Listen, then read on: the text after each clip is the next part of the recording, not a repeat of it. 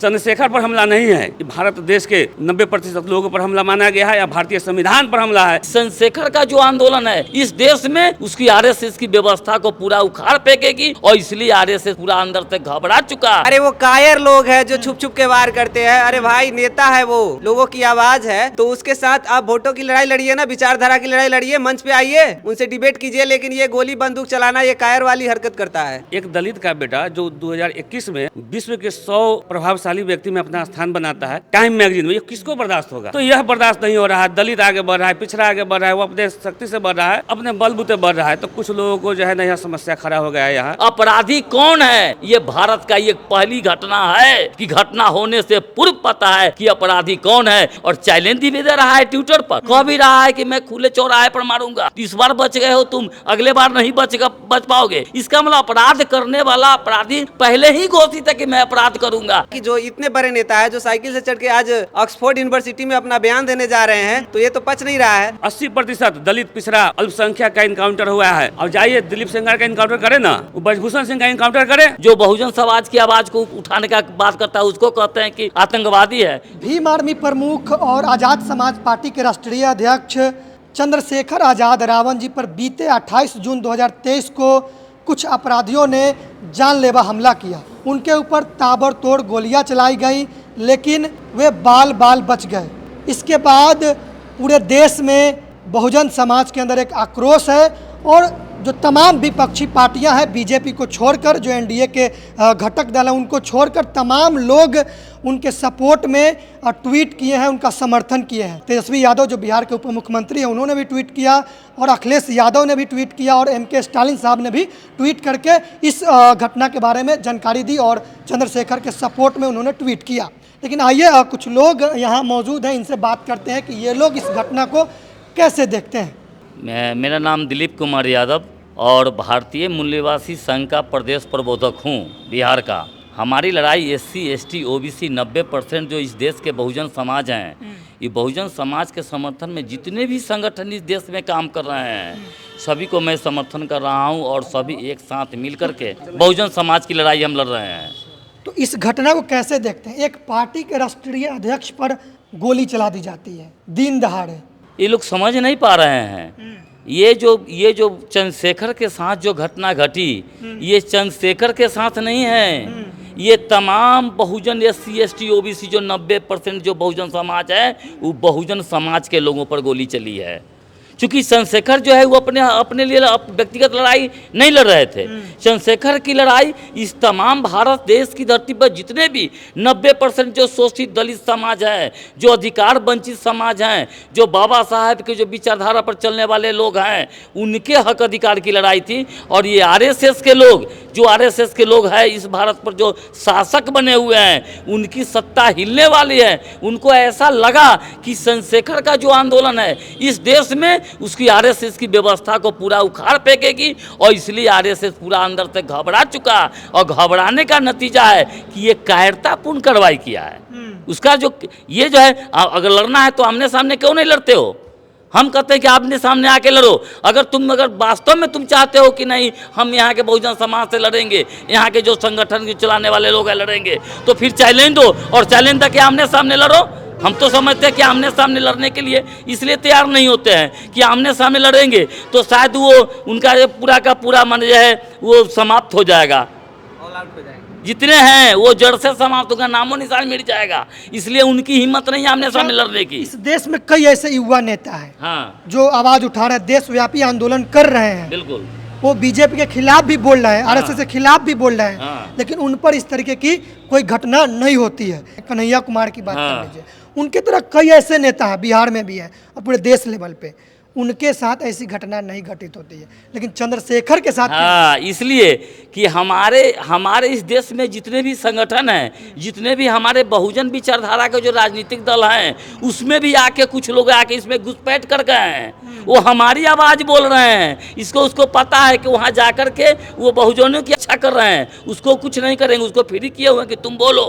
लेकिन वास्तव में जो 90% बहुजन समाज के हक के अधिकार की लड़ाई लड़ने वाला लोग है, जिससे पूरी व्यवस्था उसकी चरमरा सकती है, उस पर उनका आक्रमण होता है।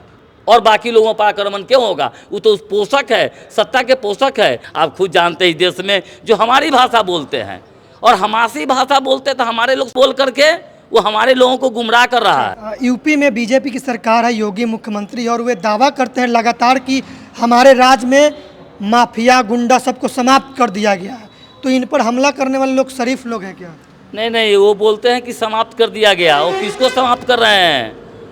वो लोगों को बेवकूफ़ बना रहे हैं। वो समाप्त करना उसकी तरफ इशारा है जो बहुजन समाज की आवाज़ को उठाने का बात करता है। उसको कहते हैं कि आतंकवादी है, उसको कहते हैं कि अपराधी है। उसको समाप्त करने के बाद बोलते हैं कि आतंक मुक्त हो गया यूपी। तो फिर आतंक कहाँ से चला आया? ये कहाँ से हुआ? 28 तारीख को घटना हुई, वो कहाँ से हुआ? बोलते हैं कि जो आतंकवादी बात करेगा, जो अपराध की बात करेगा, उसको ऊपर भेज दिया जाएगा। तो इसकी हिम्मत है तो उसको ऊपर क्यों नहीं भेजते हैं जो उन्होंने गोली चलाया? और इस वजह से मैं आपको बता दूं, ये घटना के बाद पुलिस पता करती है अपराधियों की कि अपराधी कौन है। ये प्रथम ऐसी घटना हुई है चंद्रशेखर से के साथ कि घटना के पहले पता है कि घटना करने वाला लोग कौन है, अपराधी कौन है। ये भारत का ये पहली घटना है कि घटना होने से पूर्व पता है कि अपराधी कौन है। और चैलेंज भी दे रहा है ट्विटर पर, कह भी रहा है कि मैं खुले चौराहे पर मारूंगा। तो इस बार बच गए हो तुम, अगले बार नहीं बच पाओगे। इसका मतलब अपराध करने वाला अपराधी पहले ही घोषित है कि मैं अपराध करूंगा। ये भारत का पहला इस तरह का चैलेंज वहाँ हुआ है। जो कोई संगठन के लोग हैं, वो क्षत्रिय मेरठ अमेठी, क्षत्रिय अमेठी के जो हैं वो लोग हैं। तो मांग करता हूं कि वो तो पूरा क्लियर है, अपराधी जो गोली चलाया वो पूरा क्लियर है। तो फिर क्यों नहीं वहाँ के से सत्ताधारी है? इसका मतलब वहाँ के सत्ताधारी जो है, जो शासक वर्ग है यूपी का, उसने घटना को अंजाम दिलवाया। अच्छा, उसमें करने क्या वाले उनको जेड प्लस की सुरक्षा मिलनी चाहिए? बिल्कुल मिलना चाहिए। एक साधु संत है, जाके लोगों को जहां तहां प्रवचन करता है, जाकर के लोगों को अंधविश्वास पाखंड फैलाता है, उसको जेड श्रेणी का सुरक्षा देता है। कौन सा? धीरेन्द्र शास्त्री है। और एक वो पटना में जो आया था धीरेन्द्र शास्त्री, बागेश्वर बाबा। ये लोग ऐसे से कितने लोग हैं? थोड़ा सा अगर थोड़ा सा भी हो जाता है, कहीं कुछ हो रहा गामा, बस उनको जेल का सुरक्षा प्राप्त हो जाता है। ये तो पहले से मांग कर रहे हैं चंद्रशेखर, पहले से बोल रहे हैं कि हमारे जान पर खतरा है, मुझे सुरक्षा मुहैया कराया जाए। उसके बाद भी नहीं कराया जाता है। इसका मतलब वहाँ के जो सत्ताधारी जो है, जो वहाँ के शासक हैं यूपी के, जो इस देश के शासक हैं, वो उस पर हमला करवा रहे हैं। अगर इतनी ही हिम्मत है तो मैं कहता हूँ कि चैलेंज देता हूँ कि वह सामने में आए और सामने जाके चैलेंज देकर डेट दे के आमने सामने फरियाने की हिम्मत है तो आमने सामने फरिया ले। लेकिन इसमें हिम्मत नहीं। नेता का लड़ाई वोटों से होता है। नेता का जो लड़ाई होता है वोटों से होता है। आप वोट से हराइए। अगर गोली बंदूक से लड़ाई लड़िएगा तो आप कहीं ना कहीं बाहुबली से लड़िए, बाहुबली से फरियाइए, या फिर सेना में भर्ती हो जाइए, गोली बंदूक चलाइए, खूब वाहवाही मिलेगा। जो नेता है उसकी लड़ाई वोटों से होती है, विचारधारा से होती है, विचारधारा से हराइए। ये जो यूपी में जो जंगल राज फैला है उसके खिलाफ सभी लोगों को खड़ा होना चाहिए एकजुटता से। कानून व्यवस्था पर क्या कहेंगे? कानून व्यवस्था एकदम फेल है वहाँ पे यूपी में। जो कह रहे हैं वो सिर्फ मुंह से बोल रहे हैं, अगर धरातल पर उतरिएगा तो कहीं पे कानून व्यवस्था वहाँ पे सही नहीं है।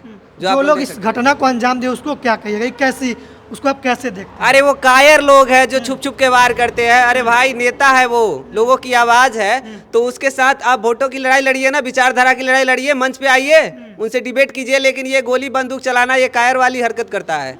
कि जो इतने बड़े नेता है जो साइकिल से चढ़ के आज ऑक्सफोर्ड यूनिवर्सिटी में अपना बयान देने जा रहे हैं, तो ये तो पच नहीं रहा है। तो जो बहुजन समाज के लोग हैं, जो नेता है, उनको तो कम से कम उनको एक बार बताना चाहिए कि उनको जेड प्लस सुरक्षा या वाई प्लस सुरक्षा ही मिलना चाहिए, ताकि वो सुरक्षित रहे, हमारी आवाज़ हमेशा के लिए बुलंद करते रहे। जो भी लोग समाजवादी विचारधारा से जुड़े हुए हैं या बहुजन विचारधारा से लोग जुड़े हुए हैं, वे सभी लोगों का मांग है कि चंद्रशेखर आज़ाद जी को एक जेड प्लस सुरक्षा जो है वह मिलनी चाहिए। हालांकि आप देख सकते हैं कि कंगना रनावत को मिल जाता है या चिराग पासवान को मिल जाता है, जिसको 10,000 लोग नहीं सुनता है। चंद्रशेखर आज़ाद रावण को आज विदेश में लोग सुनने के लिए बुलाता है, उसको नहीं मिल पा रहा है। क्यों नहीं मिल रहा है? तो ये भेदभाव है, ये भेदभाव है जिसके वजह से नहीं मिल रहा है। लेकिन उनको मिलना चाहिए, ये हमारी मांग है उस सरकार से भी।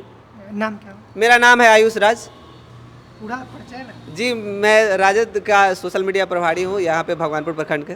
सर, आप कैसे देखते हैं? आपके तो नेता और बिहार के उप मुख्यमंत्री ट्वीट कर रहे हैं, और जितने भी समाजवादी नेता हैं वो इस घटना के बारे में बता रहे हैं ट्वीट करके। देखिए, शुरू से ही हमारे जो राष्ट्रीय नेता हैं आदरणीय लालू प्रसाद यादव जी हमेशा से दलित, वंचित, पिछड़ा, अति पिछड़ा के साथ खड़े हैं। और आज भी खड़े हैं। आज हमारे यशस्वी उप मुख्यमंत्री तेजस्वी प्रसाद यादव जी, उन्होंने ट्वीट करके कहा है और सब लोगों को जानकारी दी, वो दुखी हैं और हम लोग भी दुखी हैं। यह कायराना हरकत बीजेपी के द्वारा कराया गया है। एक दलित का बेटा जो 2021 में विश्व के 100 प्रभावशाली व्यक्ति में अपना स्थान बनाता है, या किस टाइम मैगजीन में, ये किसको बर्दाश्त होगा? उन लोगों को बर्दाश्त होगा? उसका है कौन को जो कहीं स्थान बनाया है? अब बताइए। तो यह बर्दाश्त नहीं हो रहा है। दलित आगे बढ़ रहा है, पिछड़ा आगे बढ़ रहा है, वो अपने शक्ति से बढ़ रहा है, अपने बलबूते बढ़ रहा है। तो कुछ लोगों को जो है ना यह समस्या खड़ा हो गया है यहाँ। और जैसे कि हमारे दिलीप भाई जी बताए हैं कि उन्हीं का कुछ लोग हमारे समाज में घुसपैठ करके उस पक्ष और विपक्ष दोनों का राजनीति करना चाहते हैं, जिनके ऊपर हमला नहीं होता है और हमारे चंद्रशेखर भाई पर हमला होता है, दुखद है। और यह यूपी सरकार जो कहती है कि यहाँ हमने सुशासन कायम किया है और इनकाउंटर किया है, 80% दलित पिछड़ा अल्पसंख्यक का इनकाउंटर हुआ है।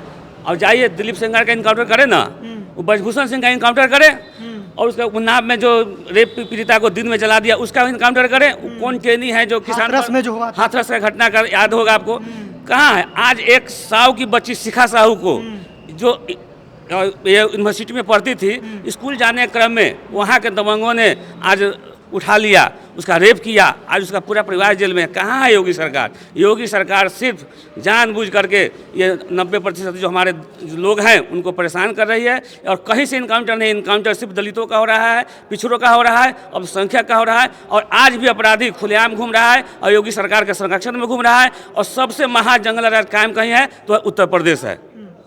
तो Z+ की सुरक्षा मिली। देखिए, सुरक्षा इनको तो पहले सुरक्षा मिलनी चाहिए। आप जैसे कि हमारे मित्र जो हैं, हमारे आयुष राज जी बताएं कि चिराग पासवान जी को सुरक्षा मिल रहा है, लेकिन एक दलित का बेटा जो पूरे विश्व में अपना परचम लहरा रहा है, आप कहीं देख लीजिए, उतना बड़ा लॉयर है, उनको सुरक्षा नहीं मिला। यह मनुवादियों की कितनी बड़ी चाल है। बाबा को हीरोइन, हीरो को मिल जा रहा है। अरे देखिए, तो वो तो उसका पसंदीदा है, वो तो जान रहा है हमारे व्यवस्था का विरोधी है।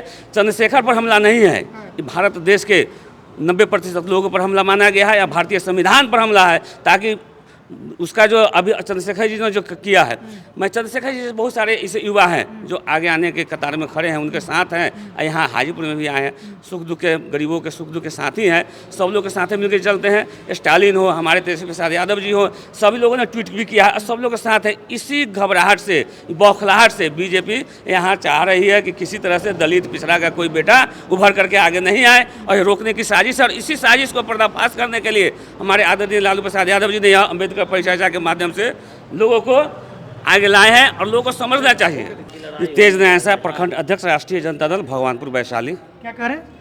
अभी जो है ये आगाज है, ये चंद्रशेखर पर जो हमला हुआ है, ये अब आर पार की लड़ाई होगी, ये आगाज है, ये संकेत आ चुका है, मिल चुका है। और हम तमाम बहुजन समाज के लोगों से, जो SC ST OBC Bahujan Samaj के लोग हैं, मैं उनसे आग्रह करता हूं कि आप चाहे किसी भी धर्म को मान रहे हो, कुछ भी कर रहे हो, उससे हमें कोई मतलब नहीं है, लेकिन ये 90% लोगों के अस्तित्व की लड़ाई है। जो 2000 वर्ष पहले से जो हम लोगों को गुलाम बना के रखा, कि जो हमको आज़ादी मिली, ये आज़ादी उन लोगों को खल रहा है। और ये सब मिल करके 90% के समाज के लोग अपने हक अधिकार के लिए आगे आओ और चंद्रशेखर के सम्मान में आगे उतरो। और आगे की लड़ाई जो है, हम आमने आर पार की लड़ाई लड़ेंगे। और आरे पार की लड़ाई जब तक नहीं लड़ेंगे तब तक ये संभव नहीं है, ये बाज आने वाले लोग नहीं हैं। लग रहा है कि ट्रेंड लोगों को नहीं भेज पाया था, इसीलिए ऐसा हुआ। उसको लग रहा है ना कि ट्रेंड लोगों को नहीं भेज रहा। तो मैं जो कहता हूँ कि अरे सरकार से मांग करता हूँ कि तो मैं पहले भी बता चुका हूँ कि ये यही एक ऐसी घटना है कि अपराध होने से पहले पता है कि अपराध कौन करेगा, अपराधी कौन होगा। तो ये जो संगठन के लोग हैं, क्षत्रिय ऑफ अमेठी, क्षत्रिय और अमेठी जो लोग हैं, ये उत्तर प्रदेश की सरकार से मैं मांग करता हूं, अगर तुम्हारे अंदर थोड़ी सी ईमानदारी अगर बचा हुआ है मानवता के लिए, तो कम से कम उस संगठन पर बैन लगाओ। और उस संगठन के जितने पदाधिकारी हैं, सभी पदाधिकारियों को जेल के अंदर बंद करो और जेल श्रेणी का सुरक्षा प्रदान करो चंद्रशेखर को। और जवाबदेही लो। ये भारत की सरकार, यूपी सरकार से लेकर के ये RSS की, भाजपा की सरकार, ये जवाबदेही ले कि चंद्रशेखर को किसी तरह का कुछ होता है तो इसकी जवाबदेही मैं लेता हूं और इसका मुजरिम इस देश का शासक वर्ग बनेगा निश्चित रूप से। और हमारी लड़ाई आर पार की लड़ाई होगी। हम लड़ाई के लिए पूर्ण रूप में तैयार हैं और यहाँ भी आंदोलन चलेगा, वैशाली जिले में, बिहार में, पूरे देश में आंदोलन चलेगा अगर उनकी सुरक्षा प्रदान नहीं की गई तो।